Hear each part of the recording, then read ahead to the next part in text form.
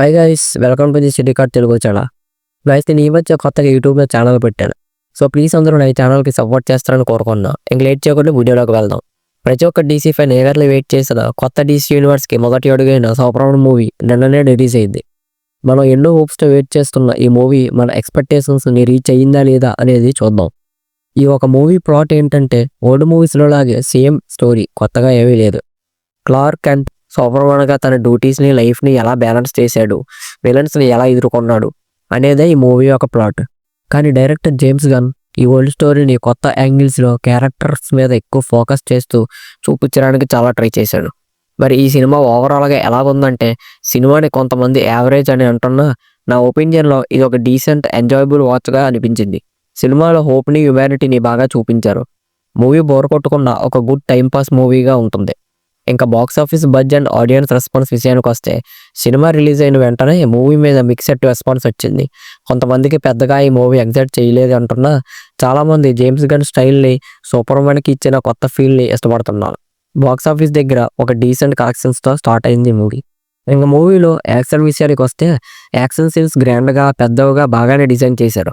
VFX కూడా చాలా బాగుంది. సూపర్మ్యాన్ పవర్స్ని కూడా బాగానే చూపించారు. కానీ పెద్దగా గుర్తుండిపోయే మైండ్ బ్లోయింగ్ యాక్షన్ సీక్వెన్స్లు ఏటీ లేవు. ఒక typical super hero movie action లాగే ఉంటుందంతే. ఇంకా క్యారెక్టర్ పెర్ఫార్మెన్స్ విషయానికి వస్తే, సూపర్మ్యాన్ క్యారెక్టర్లో యాడ్ చేసిన డేవిడ్ కొరెన్స్వేట్ న్యాచురల్గా బాగానే యాడ్ చేశారు.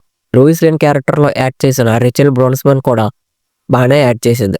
ఇంకా విలన్ క్యారెక్టర్లో యాడ్ చేసిన నికోలస్ హౌల్ట్ కూడా బాగానే యాడ్ చేశారు. ఇంక మ్యూజిక్ అండ్ బీజిఎం విషయానికి వస్తే, మ్యూజిక్ బాగానే ఉంది. బీజిఎం కూడా కొన్ని చోట్ల బాగానే ఎలివేట్ చేసింది కొన్ని సీన్స్ని. కానీ అంత ఐకానిక్గా గుర్తుండిపోయేంతగా అయితే మ్యూజిక్ ఏమీ లేదు. ఇంకా ప్రొడక్షన్ వాల్యూస్ అయితే టాప్ నాట్స్ ఉన్నాయి. చాలా రిచ్గా, గ్రాండ్గా కనిపించాయి.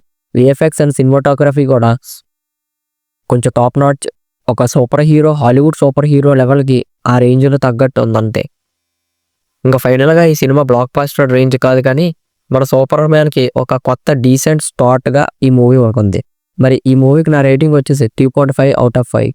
మరి ఈ మూవీ మీద మీ ఒపీనియన్ ఏంటి? మీరు సినిమా చూసారా? మీకు ఏమనిపించింది? మీ థాట్స్ని కామెంట్స్లో పక్కాగా చెప్పండి. ఈ వీడియో మీకు నచ్చితే లైక్ చేయండి, షేర్ చేయండి అండ్ మన ఛానల్కి సబ్స్క్రైబ్ చేసుకోండి. ఇంకో కొత్త రివ్యూతో మళ్ళీ కలుద్దాం. అంతవరకు సైనింగ్ ఆఫ్ మీ కేకే.